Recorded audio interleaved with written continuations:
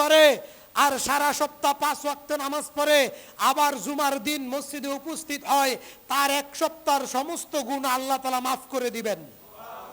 যদি কেউ এইভাবে এক সপ্তাহ আমল করে, এক সপ্তাহ আমল করে, তারপরে আবার 1 মাস আমল করে, 1 বছর আমল করে, ইলা রমাদান, আল্লাহর নবী বলছেন এক রমজান থেকে আরেক রমজানের ভিতরে তার আমল নামায় যত গুনাহ হবে, চুরির গুনাহ, শিরিকের গুনাহ, সুদের গুনাহ, দর্শনের গুনাহ, হত্যার গুনাহ, বদমাইশির গুনাহ, মানুষকে থাপ্পড় দিয়েছেন সেই গুনাহ, যত গুনাহ আছে, এভাবে যদি 1 বছর এভাবে যদি জীবনযাপন করতে পারেন, রাসূল সাল্লাল্লাহু আলাইহি সাল্লাম বলছেন আল্লাহ তাআলা আপনাকে নিষ্পাপ করে 1 বছরের সমস্ত গুনাহ মাফ করে দিবেন। কিন্তু ওই মুনাফিকের বাচ্চা, ওই শয়তানের বাচ্চা, ওই কাফেরের বাচ্চার গুনাহ মাফ হবে না।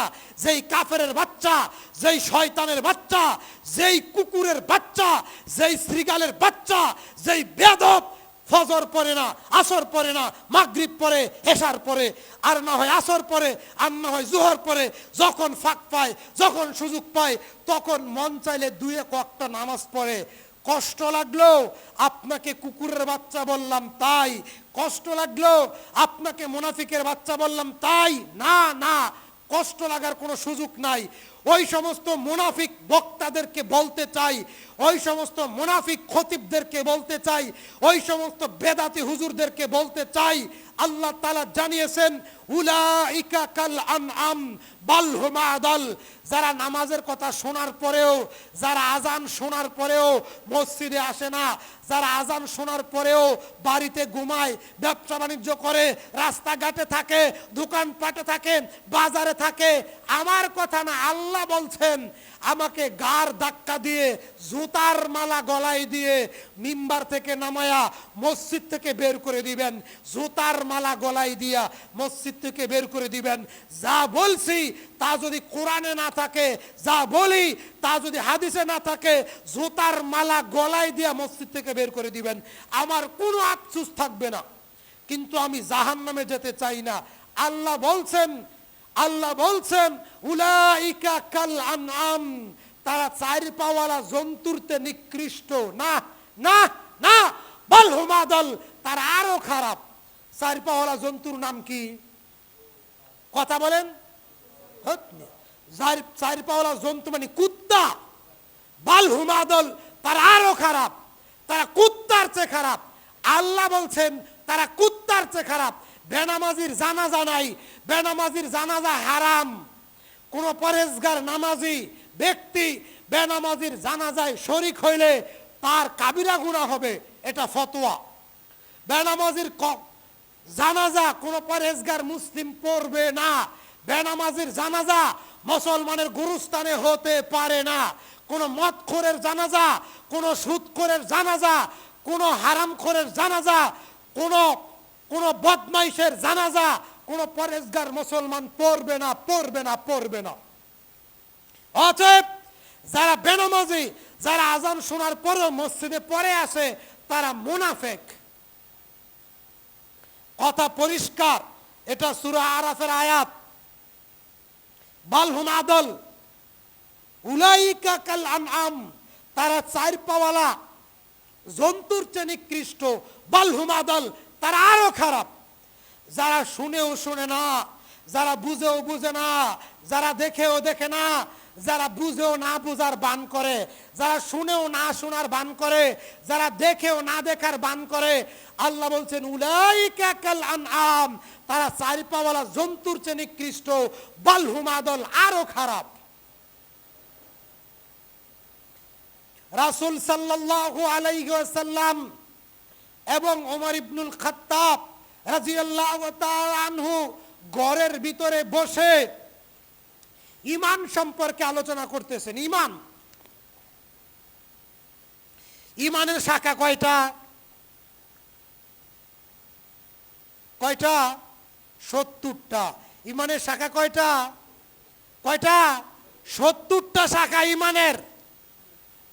সবচেয়ে বড় শাখা লা ইলাহা ইল্লাল্লাহ। সবচেয়ে ছোট শাখা ইমাতাতু আযানিত তরিক, রাস্তা থেকে কষ্টদায়ক বস্তুটা সরায়া দেওয়া। এটা ঈমানের সবচেয়ে ছোট শাখা।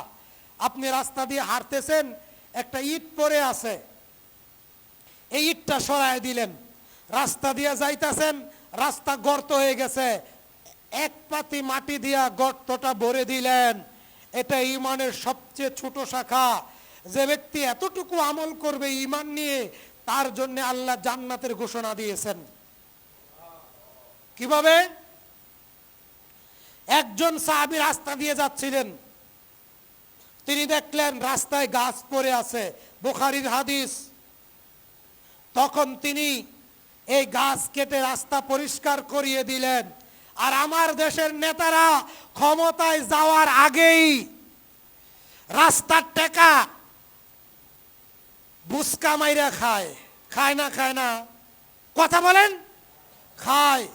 নেতা হওয়ার আগে, মেম্বার হওয়ার আগে, চেয়ারম্যান হওয়ার আগে, এমপি হওয়ার আগেই তারা কি করে?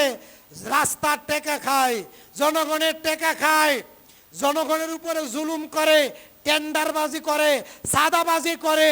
আর যদি নেতার ছেলে হয়, নেতার ভাতিজা হয়, নেতার ভাগিনা হয়, নেতার চামচা হয়, নেতার পিএস হয়, তাহলে তার ক্ষমতায়, তার দাপটে এলাকায় থাকাই যায় না। আছে না নাই? আছে। আল্লাহর নবীর সাহাবী রাস্তায় গাছ পড়ার পরে এই গাছ কেটে রাস্তা পরিষ্কার করে দিলেন।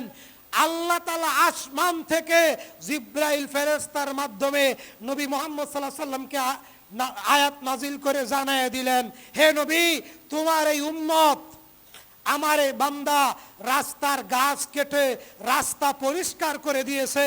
আমি আল্লাহ তার এই আমলের উপরে খুশি হইয়া তাকে জান্নাতের ঘোষণা দিয়ে দিলাম। এটা ঈমানের দাবি। এটা ঈমানের 70টি শাখার সর্বনিম্ন শাখা।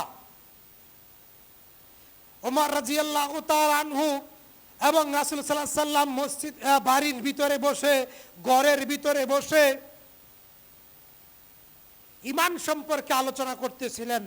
তখন ওমর ইবনুল খাত্তাব, ইবনু ওমরকে আল্লাহ রাসূল বললেন, ওমর ইবনুল খাত্তাবকে না, ইবনু ওমরকে বললেন, আব্দুল্লাহ ইবনু ওমর, তুমি যাও, ঘর থেকে বের হয়ে যাও, উপস্থিত জনতাকে জানিয়ে দাও, আলা ইন্নাহু লা ইয়াদখুলুল জান্নাতা, আলা ইন্নাহু লা ইয়াদখুলুল জান্নাতা, ওই ব্যক্তি ব্যতীত কেউ জান্নাতে যাবে না, ওই ব্যক্তি ব্যতীত কেউ জান্নাতে যাবে না, ইল্লাল মুমিনুন, যতক্ষণ খাঁটি মুমিন না হতে পারবে।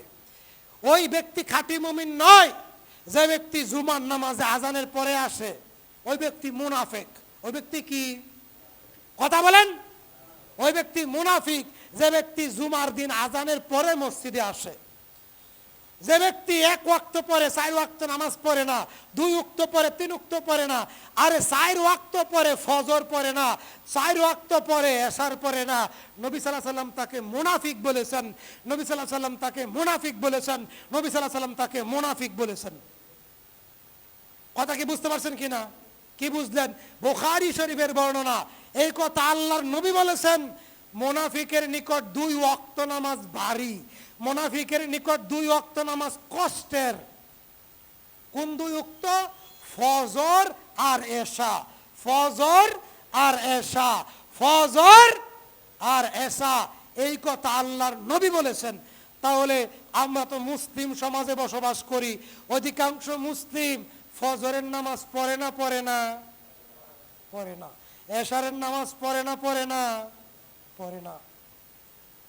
অথচ নাম মুসলিম। ইসলাম খুব কঠিন, এত সহজ না।